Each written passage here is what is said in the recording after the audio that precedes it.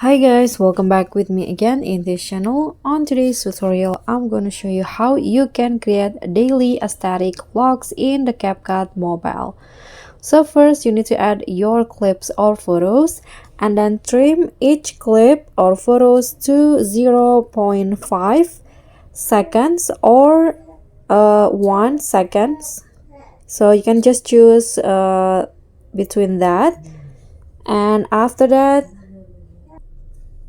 go to adjust and follow the settings. So brightness, lower it to -4, contrast -5, then increase the saturation to around 7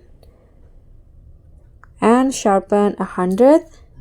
Now click on the highlight and lower it to -20, and for the shadow increase it to 7.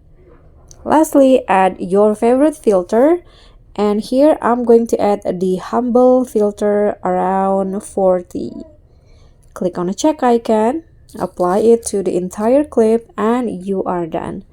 So that's all from me. Thank you so much for watching. Don't forget to like, comment, and subscribe. Also click on the thanks. Bye.